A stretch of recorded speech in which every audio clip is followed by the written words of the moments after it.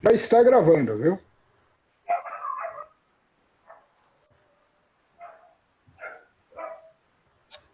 Tá, só colocar no para transmitir agora. Boa tarde, usuários do IANSP. Bem-vindos a mais uma live da CCM IANSP. Hoje aqui estamos recebendo lideranças aqui do funcionalismo público. Quem fala é Guilherme Nascimento, presidente da CCM ANSP, representando o CAPESP, o Centro Associativo dos Profissionais de Ensino do Estado de São Paulo. E antes de apresentar o pessoal, eu quero agradecer, né, ao usuário do IANSP, à militância da CCM ANSP, né, que está acompanhando as nossas lives aí com números aí que nos deixaram bem contentes. Agora, só que eu vou pedir duas coisinhas para vocês. Primeiro, quem curte a live, curte lá a página da CCM, não deixa de curtir a página da CCM para acompanhar as coisas da CCM. E depois, quem acompanha o vídeo que a gente coloca posteriormente, se inscreve no canal também, né? Faz a inscrição no canal, a gente já está repassando os vídeos pelo canal do CAPESP, né? Então a gente pede o pessoal também, vai lá no sininho, se inscreve para receber essas lives que a gente está fazendo, tá bom? Bom, vamos então começar o dia de hoje. Vou chamar aqui a Idenilde, primeira vice da CCM ANSP. Boa tarde, Idenilde, tudo bem? Boa tarde, Guilherme. Boa tarde, convidados, Lineu, Fábio.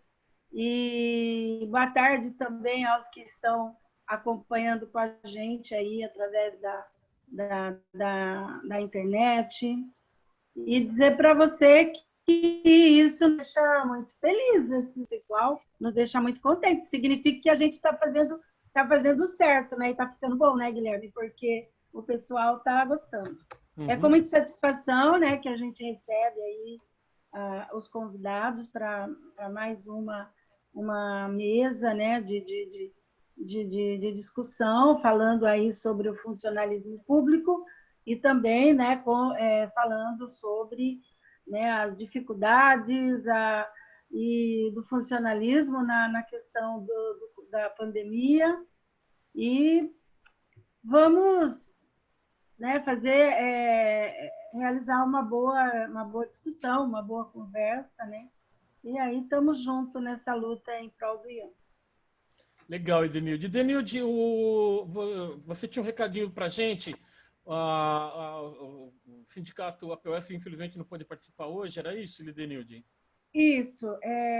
Eu quero dar um informe aqui que a nossa presidente, professora Maria Isabel Noronha, não conseguiu, ela tinha confirmado, mas ela estava participando, está nesse momento participando de uma outra reunião, então ela não conseguiu sair, ficou travada lá na reunião, então não pôde participar, né? Então, eu, como representante da POSP dentro da CCM, qualquer coisa que precise, eu posso depois retornar e encaminhar para lá, tá bom?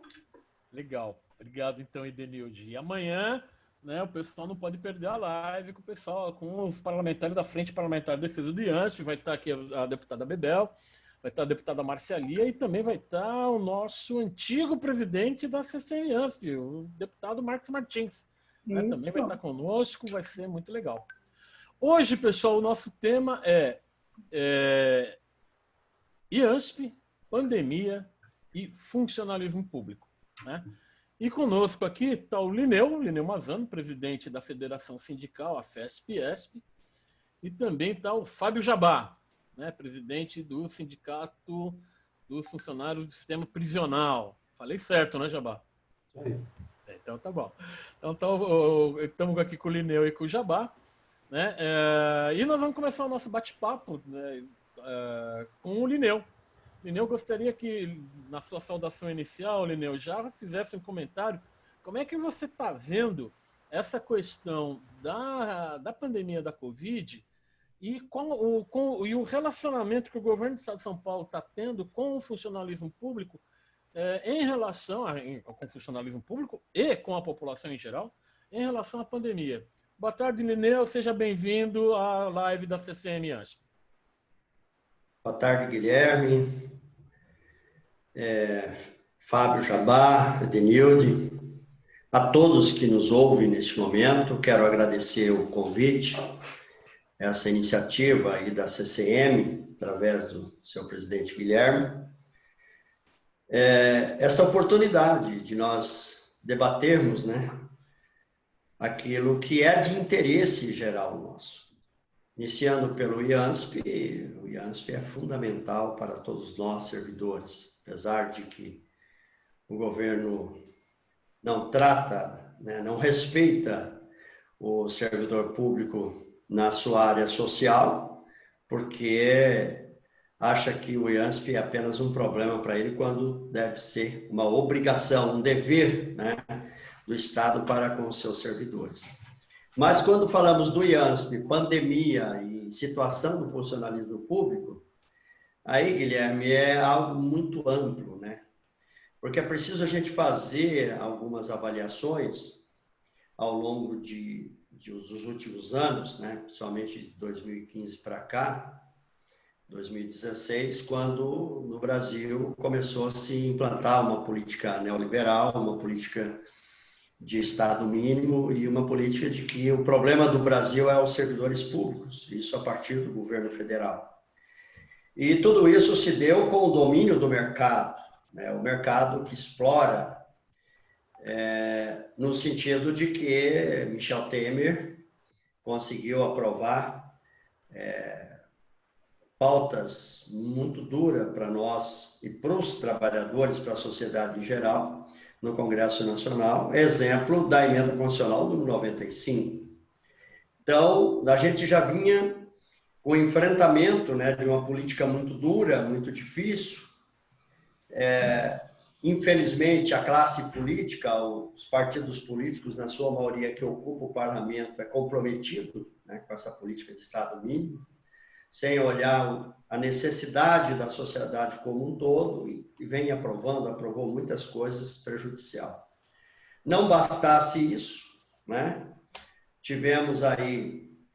Temos um presidente da República e um governo do Estado de São Paulo que são alinhados, né, no mesmo projeto, tanto que na campanha andaram abraçados.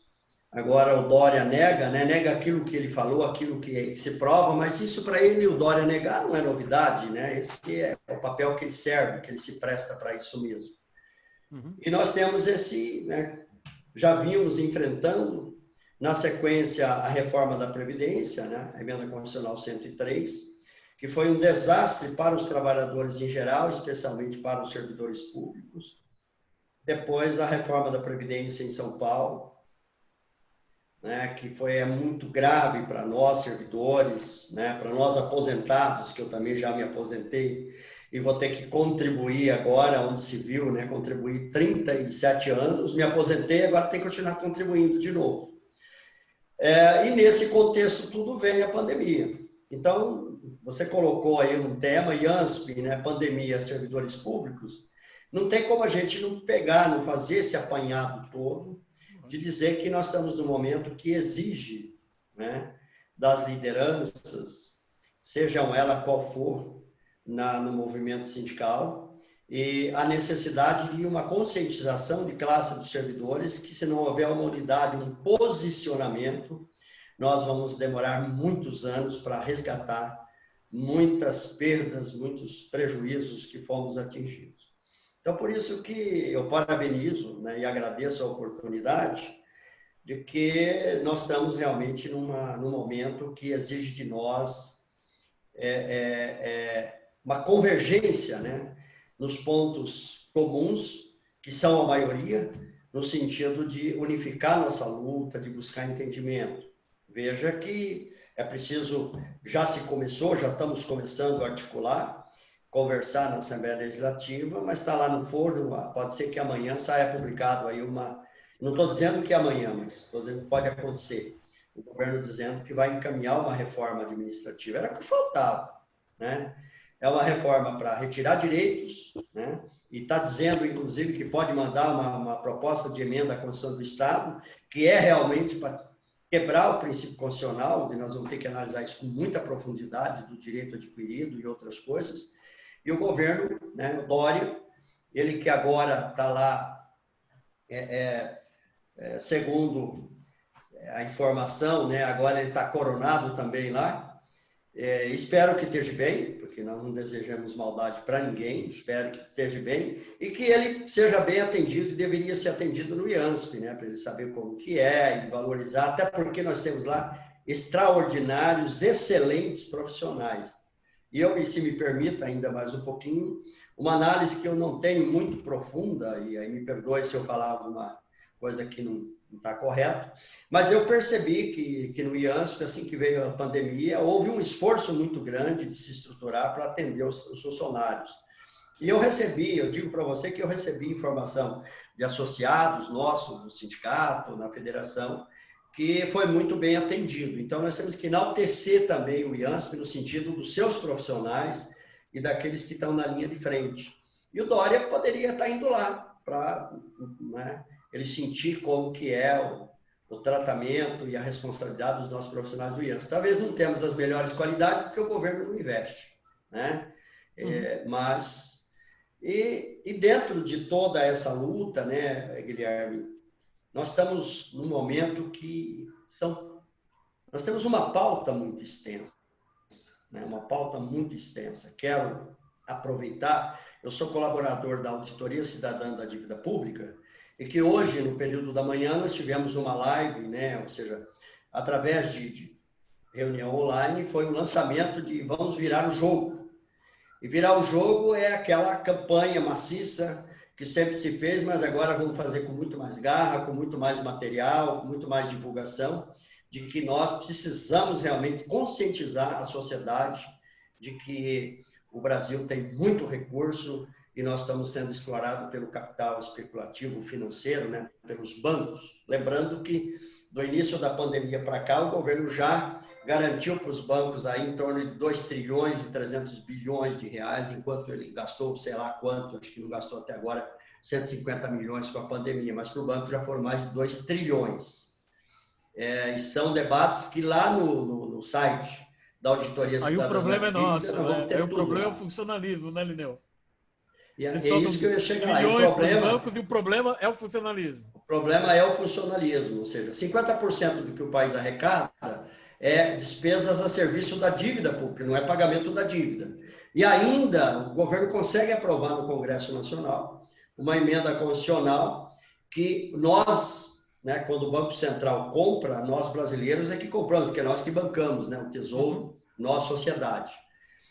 Comprou aí, sem correção, 953 bilhões de títulos podres dos bancos, que há mais de 15 anos eles não conseguem receber. Ou seja, o prejuízo que os bancos tiveram, que na verdade não é um prejuízo direto, porque o resultado é positivo, mas nesses títulos, né, de empréstimos e outros que são falências, acumulado dos últimos 15 anos, dá próximo de um trilhão de reais.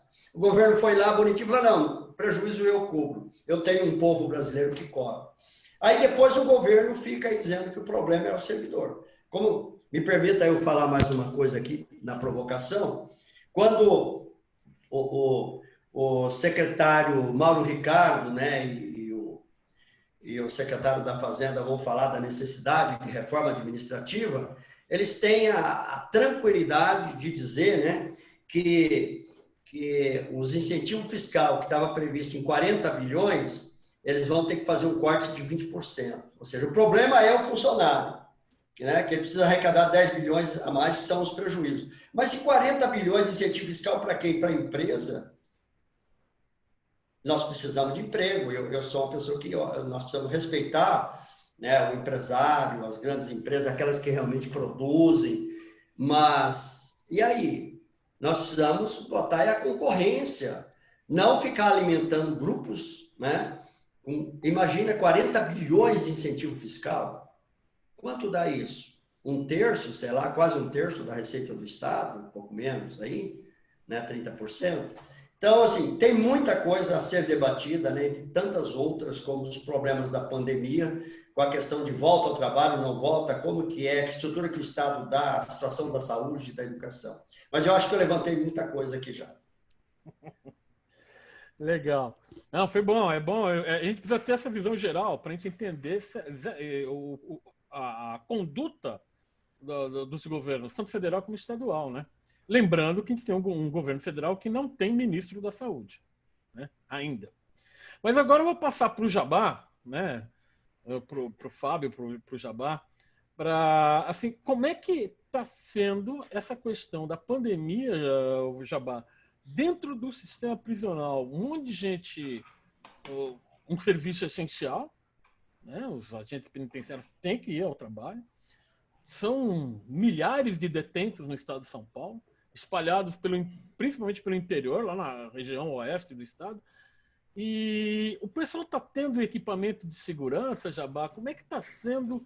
Como é que o governo do estado está lidando com o funcionário do sistema prisional? Boa tarde, Guilherme, presidente do CCM, companheiro de Nilde, companheiro de Neu. Primeiramente, aqui em nome de todos os servidores também do sistema prisional que passaram ali pelo Hospital do Servidor, agradecer. Muitos companheiros até gravaram vídeos aí em suas redes, colocando nas nossas redes também, pessoal, agradecendo aí os abnegados servidores da saúde, que assim como nós também, né, estão aí na categoria essencial e têm lutado aí para salvar vidas e também se manter vivos, né? Bom, o sistema prisional, como eu sempre venho dizendo, como sempre, é deixado por último. Então, o governo socorre em todos os setores, né? É lógico que ele fala com todo mundo, né? Mas com o nosso não foi diferente, né? Ainda bem que hoje, né, aqui em São Paulo, nós temos o Fórum Penitenciário, né, nós, o Cifuspesp, Sindicop e Sindasp, desde o ano passado, caminhamos juntos e lutamos juntos aí pela categoria, e desde o início já da pandemia já tivemos ações aí para ajudar a categoria. Uma das primeiras das ações foram na questão da visita.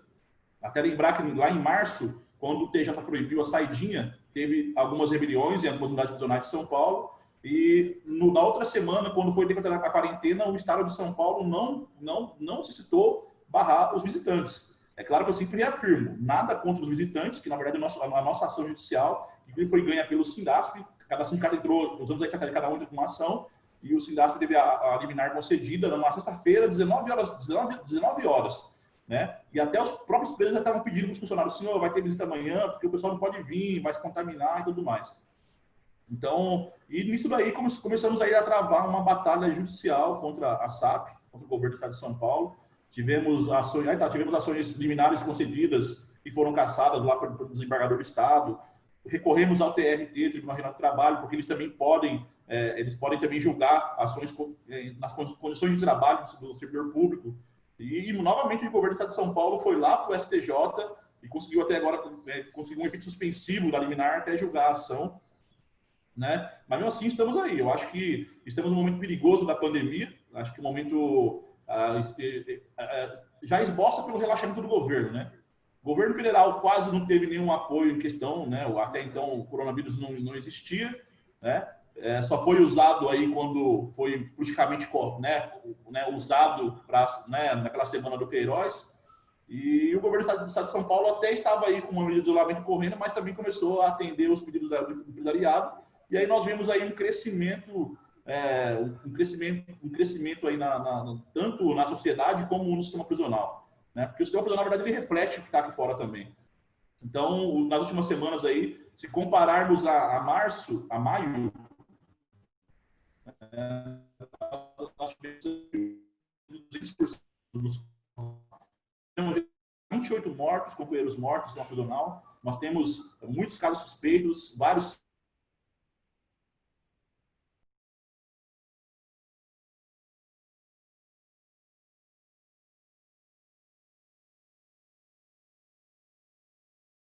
E eu até falo assim, né?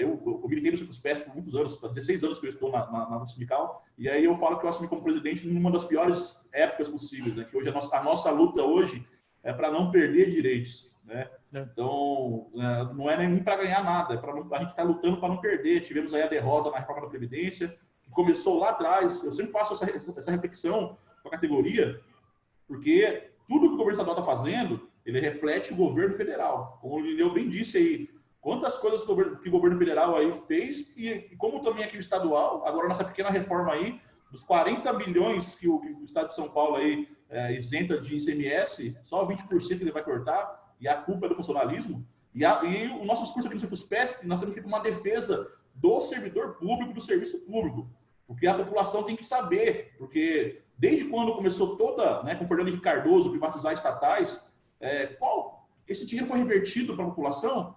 Houve diminuição de impostos? Porque eu entendo, eu entendo, me corrijo quando eu estiver errado, que a partir do momento que eu vou deixar de fazer um serviço público, então eu vou ter menos gastos. Então por que não diminuir impostos? Então, para a população saber, que acho que é um trabalho que cada sindicato tem que fazer com a sua base, e isso aí disseminar com os familiares e tudo mais, porque, na verdade, o serviço público é o retorno do imposto que todos nós pagamos. Então, nós aqui somos servidores, pode passar governo federal, estadual, nós continuamos aqui prestando nosso serviço para a população. E nós temos sofrido vários ataques. E o Covid, ele veio agora de uma forma mais fulminante, né, e também escancarar, porque quem está socorrendo empresários, municípios, Estado, é o governo. É o governo que está, todo o dinheiro, imposto arrecadado, que está sendo indo, inclusive, para, como o Lineu bem colocou aí, os bancos foram, né, quantos bilhões aí liberados. Então, a nossa luta, na verdade, ela está imensa, né? Acho que cada dia mais quem aí realmente tem um compromisso com o servidor público, no nosso caso aqui, os servidores do sistema prisional, está sendo difícil, mas nós temos travado essa luta aí com honra e com muita vontade de vencer. O Jabá passou aqui para a gente alguns números que eu acho que vale a pena a gente conhecer. Ele passou aqui para a gente o seguinte: são 428 servidores confirmados, né, com Covid, 28 mortes, 107 casos suspeitos. Entre os detentos, 3.984 casos confirmados, com 20 óbitos e mais 194 de casos em suspeição. É número muito alto, né, Jabá? Muito alto isso, né? 3.984 detentos confirmados é muita gente, né? Esse pessoal está tendo atendimento médico para impedir que a pandemia se alastre dentro do sistema prisional e atinja também o funcionário do sistema prisional, o agente penitenciário? Ô, Guilherme, agora nós começamos a usar uma estratégia agora diferenciada aqui até na nossa comunicação. Como já teve ações judiciais, correndo com tudo, então hoje nós estamos nós estamos denunciando. O último caso que nós denunciamos foi o caso da penitenciária de Franca. Teve um servidor, né, que faleceu na semana passada, e depois os servidores nos procuraram, onde nós colocamos uma matéria de denúncia no site do sindicato, espalhamos para a imprensa, e também já cobramos a SAP, né, a coordenadoria e o diretor da unidade. Por quê? O que chegou para nós? Está faltando EPI. Lá na unidade mesmo de Franca, o pavilhão de trabalho está funcionando. Aí os presos que são do pavilhão 1, que vão para o trabalho, né, é uma fábrica de sapato, eles têm 2 celas do pavilhão que está interditada com presos com suspeita. Tem mais o pavilhão 3, que tem mais os presos com suspeita. Aí esses presos vão lá e se encontram no pavilhão de trabalho. Quer dizer, aí nós estamos, por isso que a SAP, toda vez que a gente manda uma nota para a imprensa, sai um texto e eles questionam a SAP, o sindicato está faltando com a verdade. Eles estão até polidos, né, para não falar que a gente é mentiroso, estão faltando com a verdade, estão divorciados da verdade. Porque, na verdade, hoje nós temos 176 unidades prisionais, são quase 40 mil servidores na SAP, a população carcerária, né, a maior do Brasil, 235 mil presos. Então, o que acontece? O histórico revela que tem que fazer isolamento. Mas como você faz isolamento de uma prisão superlotada? Como você faz isolamento numa cela que é para ter 12 e tem 50? E aí, hoje também, aí mais uma coisa que tínhamos um déficit enorme de servidores. Nós tínhamos um déficit enorme. Desde quando o Agripino assumiu, ele não prisional. Todos sabem que ele quer privatizar. Tem 4 unidades prisionais destinadas aí à privatização. Nós temos 8 unidades prisionais para inaugurarem com essas 4. Inclusive, essas 4 unidades prisionais da PPP, elas estão prontas. Já daria sim para inaugurar. E aí fica a pergunta agora, né? Após a pandemia, nós já estávamos vindo de uma crise, agora a crise vai aumentar. Como que o Estado de São Paulo vai pagar 3 vezes a mais para uma empresa administrar o serviço público do sistema prisional? Né? O Tribunal de Contas, como o Genásio fala, é mais um puxadinho ali do Palácio dos Bandeirantes, como a Alesp também. Como que eles, no ano passado, eles liberaram, fizeram uma votação lá, vamos dar uma chance para o governo de São Paulo mostrar que mesmo sendo mais caro, mas que tribunal de contas é esse que libera um absurdo desse? Então, aqui no sistema prisional, Guilherme, aí você disse sobre essa questão, hoje nós estamos trabalhando. Em Americana, teve 2 mortes, fizemos um trabalho com o pessoal da unidade, de denúncia também, e as coisas começaram a se resolver. Então, agora, a gente está falando para a categoria, nos procurarem, a unidade está com algum problema, não tem EPI, então nos procura que a gente vai expor no site do sindicato, vai expor para a imprensa. Hoje eu dei uma entrevista com o pessoal da TV Fronteira, aqui da região oeste, e a gente está expondo, né, porque quando a gente expõe, porque o governo de São Paulo tem esse medo, né, o Dória, por ser marqueteiro, né, ele tem muito esse medo da exposição. Então, assim, quando a gente expõe, aí ele vai lá cobrar, sabe, porque ele manda, né, aí o pessoal fala, já pá, eu até falo pro pessoal, lógico, a gente mantém aí os companheiros que nos denunciam, né, nosso sigilo, né, e a gente denuncia e as coisas têm, né, porque na verdade é o que a gente quer. Nós não queremos brigar, porque eu acho que é uma covardia, como um diretor de unidade prisional, como que ele não preserva a vida dos seus colaboradores? É lógico, tem só que os diretores também entendem que ele fica amarrado também pela inércia do seu governador. Né? Como agora liberar todo o comércio, está liberando tudo. Está liberando tudo. Daqui uns dias os presos vão quebrar a cadeia, porque a população carcerária está vendo. Ela está vendo, porque o nosso maior temor ainda, também, os presos estão sem visitas.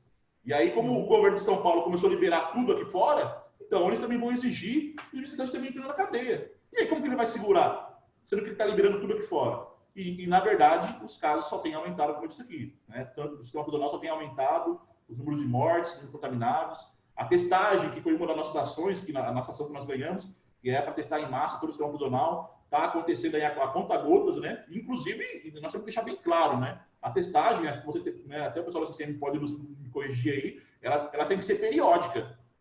Não é você testar uma vez aqui em unidade, ela testou uma vez só. Não, ela é periódica. Tanto é que saiu uma reportagem na Folha de São Paulo, vou colocar o link no nosso chat, a Folha de São Paulo denunciou o CDP de Pinheiros, 728 presos contaminados, a grande maioria assintomática, 33 servidores. Né? A verdade é a cadeia, vamos falar assim, o pessoal fala assim, pô, Jabá, nós temos que entrar com uma ação para interditar a unidade prisional. Né? Então, só que assim, é muito fácil falar num termo, vamos interditar, mas aí tem várias nuances aí para discutir, né?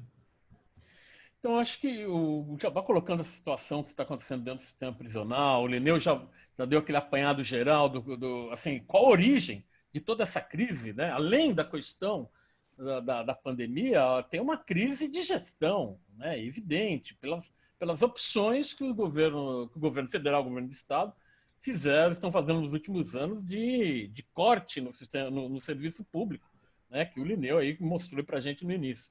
Mas chegou aqui também para participar conosco o José Gozzi, né? O presidente da Central Pública Central do Servidor, presidente da Federação Associativa, e que é do Poder Judiciário, e o Poder Judiciário que está enfrentando um problema, né, Gozzi?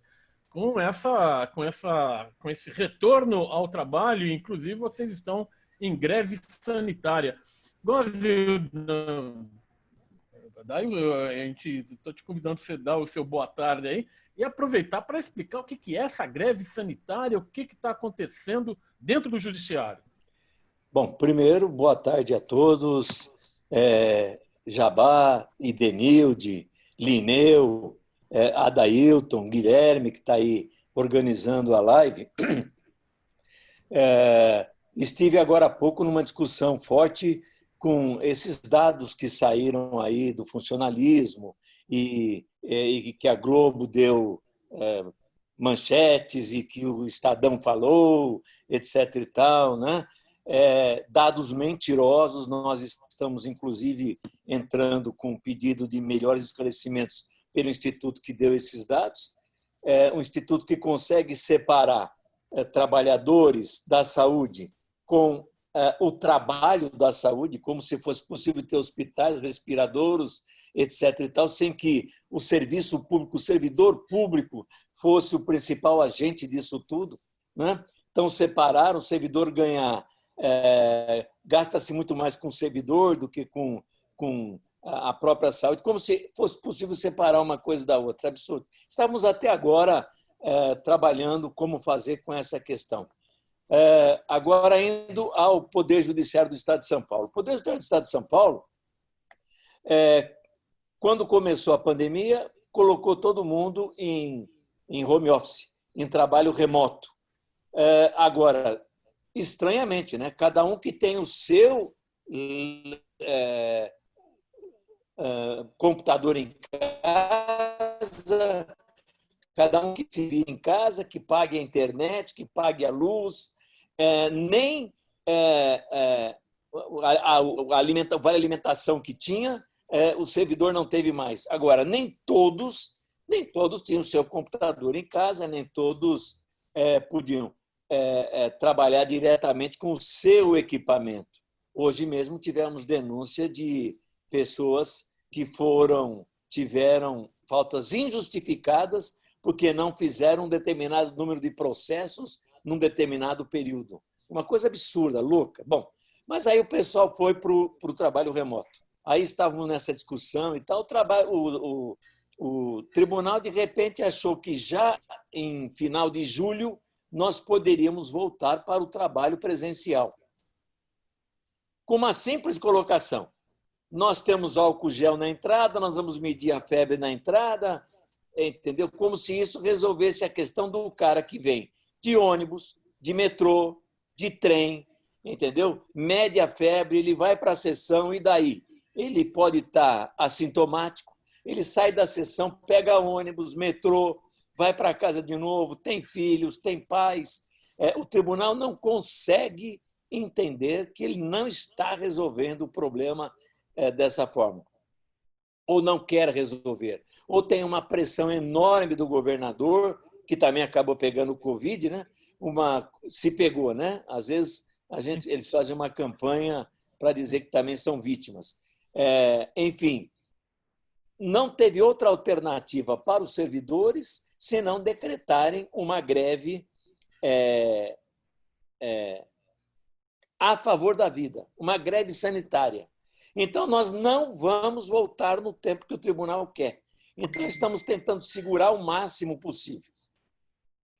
Veja que greve esquisita, porque nós não estamos nos negando a trabalhar. O cara está em casa, em trabalho remoto. Aliás, o próprio Vocês tribunal... estão trabalhando em casa. Estão trabalhando em casa. O próprio tribunal diz que rendeu mais ainda o trabalho em casa. O trabalho remoto rendeu mais. E uma coisa importante... o próprio tribunal disse há um mês atrás que o tribunal já conseguiu economizar 300 milhões de reais em razão do trabalho remoto. Quem está gastando é o servidor, não é o tribunal, em muitas questões, entendeu? Então, estamos em greve sanitária, greve a favor da vida, trabalhando, mas trabalhando remotamente, não presencialmente. Lógico que ele está pressionando, ele obrigou 20% a irem para o trabalho, nem todos entraram na greve assustados, pressionados. E nós, hoje mesmo, tivemos uma assembleia, nós estamos nos unindo, inclusive, ao federal, ao pessoal do Judiciário Federal, e nós já marcamos para o dia 26, na próxima quarta-feira, teremos outra assembleia. Nessa assembleia de quarta-feira, nós vamos fazer um apagão durante a assembleia. Então, durante as 3 horas de assembleia, nem trabalho remoto deve existir. Desliguem os computadores do tribunal, participem só da assembleia. E no dia 26, junto com o pessoal do federal, nós vamos fazer um apagão o dia inteiro. Um apagão no Judiciário Federal e um apagão nos judiciários estaduais. Para ver se o presidente, no mínimo, nos conceda uma reunião virtual.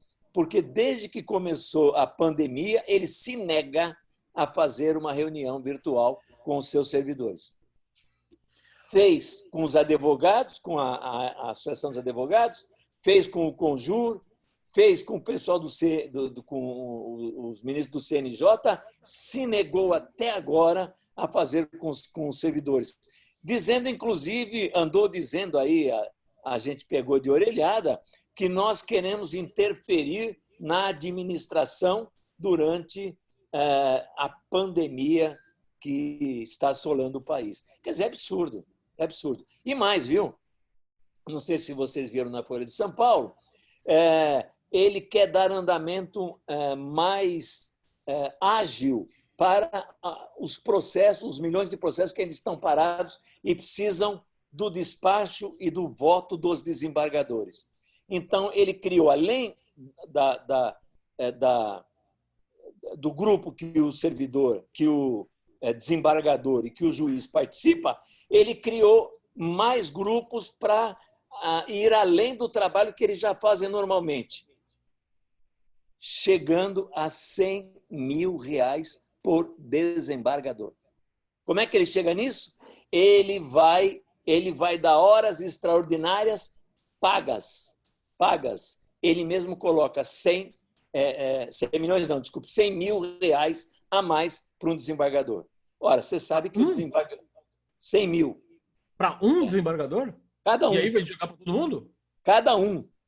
Nossa! Cada um que entrar nessas novas câmaras. Eu vi você essa sabe publicação. Que o salário normal deles é de 53 mil. Se você abrir o Diário Oficial, você vai ver que a média de salário deles no mês passado foi de 90 mil reais. Nossa. E agora mais 100 mil para conseguir julgar os processos que estão parados. Isto é uma loucura ou não é uma loucura? Isto é democracia ou não é democracia? Isto é uma instituição que está para realmente atender a população ou é uma instituição que tem donos? Essa é a questão. Importante aí o que o Gozzi está colocando. E Gozzi, vou dizer uma coisa para você. Isso do pessoal não atender, de não atender virtualmente, a gente conhece bem, né, Denilde? Porque a gente chama o pessoal do IANSE para conversar e eles falam assim que não vão participar de reunião virtual. Eles não vão participar de reunião virtual. Então, assim, é uma coisa maluca. Você tem os problemas dos prisionais, tem o problema do pessoal do retorno ao trabalho do judiciário, tem todo um conjunto do funcionalismo com problemas no interior de atendimento. Você chama o DECAM para participar e eles falam, nós não vamos fazer conversa virtual. Né? Então é uma coisa muito esquisita. O Gozzi está comentando essa questão do retorno ao trabalho. Eu vou aproveitar aqui a presença da Edenilde e vou pedir para a Edenilde comentar como é que foi essa história, né, de retorno às aulas. Parece que agora conseguiu empurrar para frente, né, Edenilde? Não vai ser mais agora em setembro. Como é que ficou essa conversa de possível retorno à aula presencial? Muito boa essa leitura de conjuntura que o Lineu fez, foi ótimo, né, para a gente poder entender o presente. Você tem que voltar um pouquinho atrás. Também esses informes e essas denúncias que o Jabá fez, o Gozzi também, a gente tem acompanhado. Aqui em Bauru, eu trabalho muito visitando as penitenciárias. Aqui no interior tem muita penitenciária aí em péssimas condições, né, de atendimento.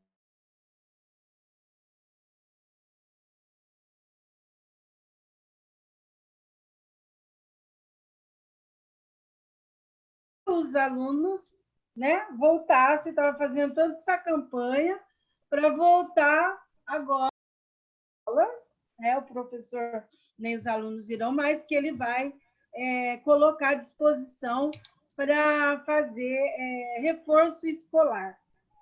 Então, é uma coisa assim de louco, porque ninguém está se recusando, como o Jabá falou, hein? Ninguém está se recusando a trabalhar nós da educação. O que nós estamos questionando também é se vai ter equipamentos para estar assim sendo verificado a contaminação do Covid. Porque nós não tínhamos, antes da pandemia, Guilherme, papel higiênico na escola, não tinha material, né? Muitas escolas, nas suas estruturas, não tinham condições de estar funcionando como escola, porque esse governo aí há muito tempo que não está investindo, né, na estrutura das escolas. E a nossa pergunta é, vai voltar às aulas? Como? Senão, ele diz, nas falas dele, vai ter os funcionários, vão ajudar a tomar conta. Gente, a escola não tem nem funcionário. A escola está carente de funcionário há muito tempo. Não tem inspetor de alunos suficiente, não tem o pessoal que faz a limpeza das escolas, porque há muito tempo que ele não faz concurso para contratar. Então, a nossa pergunta é, vai ter gel à disposição para todo mundo? Você imagina uma criança, como que você vai falar para uma criança, meus companheiros, que não pode abraçar, que não pode pegar na mão do coleguinha? Fala para mim. Aí você vai encontrar aquelas crianças que já são resistentes, ele vai dizer assim, eu não vou colocar máscara, eu não vou pôr, quero ver quem me obriga a pôr a máscara. Não tem pia decente para que os alunos possam estar fazendo a higienização das mãos. Os banheiros das escolas, muitas escolas, aqui mesmo em Bauru, que a gente visita, não tem porta nos banheiros, não tem, tudo quebrado. Então, a nossa proposta, né, enquanto educador, é que ele use esse restinho dos meses aí para encerrar o ano, para estar melhorando a estrutura dessa escola, para que a gente volte em 2021 com as coisas, pelo menos, preparadas para enfrentar essa pandemia e proteger as nossas crianças e nossos professores. Então, as condições também das escolas, elas estão precárias, não estão em condições de receber professor e de receber os alunos. A nossa luta aí é para que os pais não comandem os filhos para a escola, né? Em defesa da vida também, estamos trabalhando em defesa da vida, e já se fala que se obrigar a voltar, vai entrar em greve também, faremos aí uma greve, porque primeiro você defende a vida, depois você corre atrás de um ano que se passou. É isso.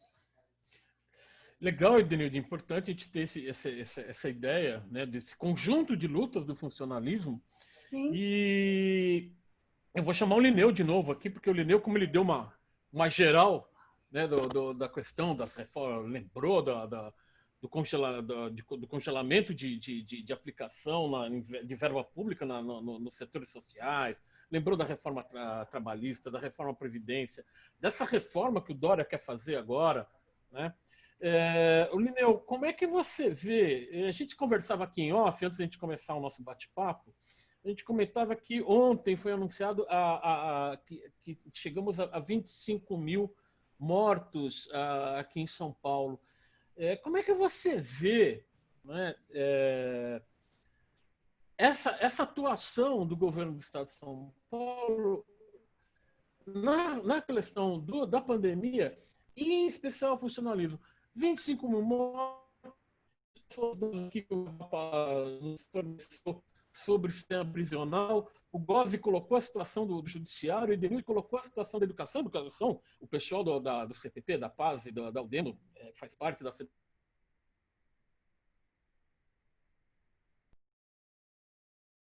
federação do funcionalismo dentro dessas reformas. Como é que você vê, no geral, a atuação do governo Dória em relação à pandemia, em relação ao tratamento ao funcionalismo público do Estado de São Paulo? Bom, Guilherme, quero cumprimentar o Gozzi aí, né?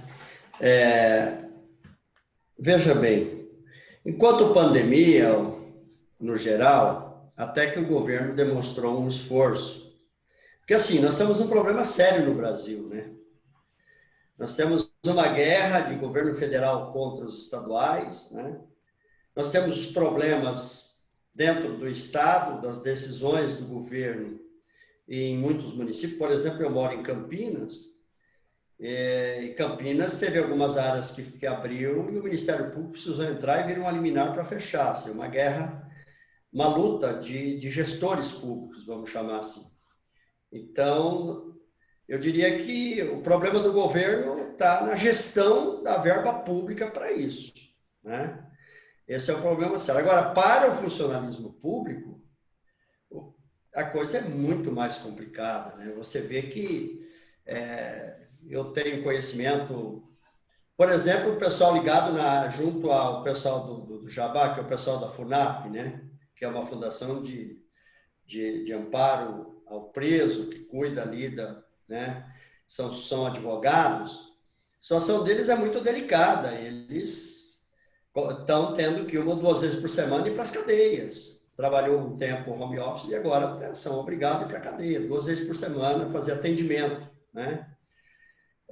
Pessoal do PROCON, você se lembra que o diretor-presidente do PROCON, o Capês, logo no começo, que botou os fiscais na rua, obrigou o pessoal a ir para a rua e começou o pessoal a se contaminar. Ele falou, enquanto tiver um vivo, nós vamos estar na rua. Quer dizer assim, não importa a vida do servidor, né?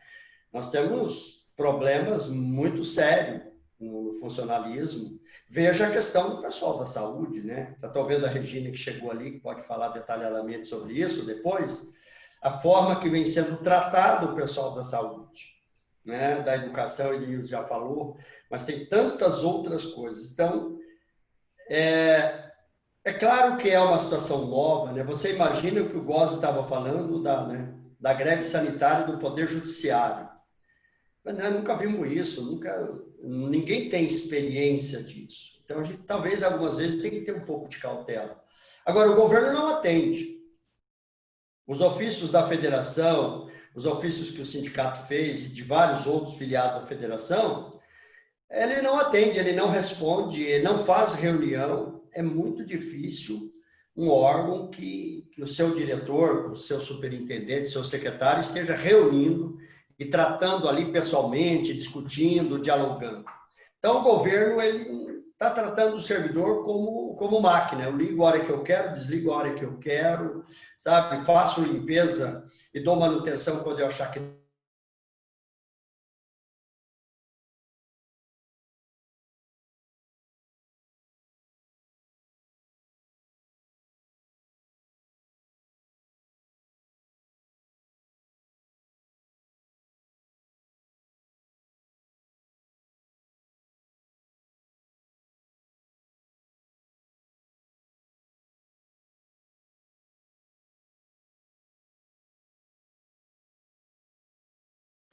serviço extraordinário para o governo, né, atendendo, inclusive, os municípios, um serviço do Estado. Por que agora no serviço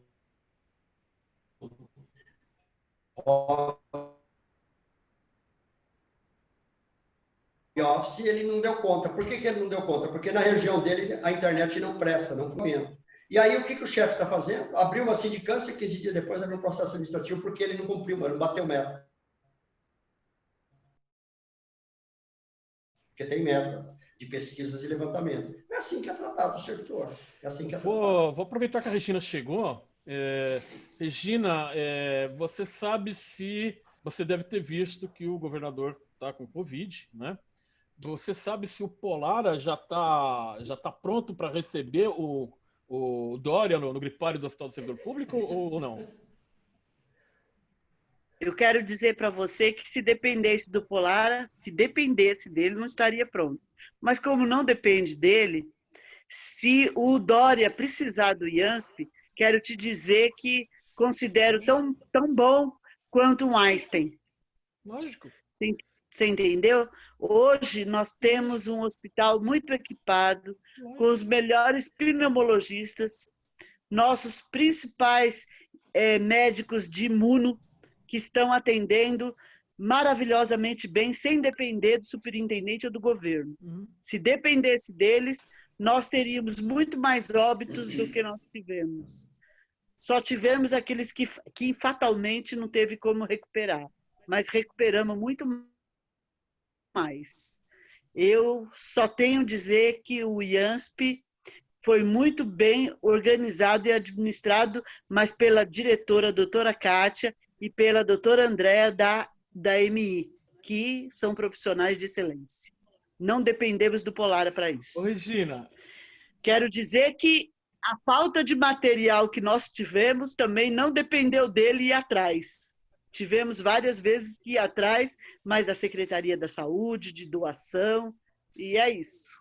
Diga, companheiros. Eu queria comentar o seguinte aqui, quando a gente estava aqui em off, que estava comentando a história do Dória, né? Assim, a notícia do dia não tem como, né? Não ter essa referência hoje, né? Ele pegou o Covid, está doente. Mas assim, eu acho que seria até uma questão de dar exemplo, né? Dele procurar o serviço do servidor público. Porque como você falou, o modelo de atendimento que foi feito no interior do Hospital Servidor Público foi bem feito, foi bem a contento, né? Funcionou, né? A coisa funcionou bem.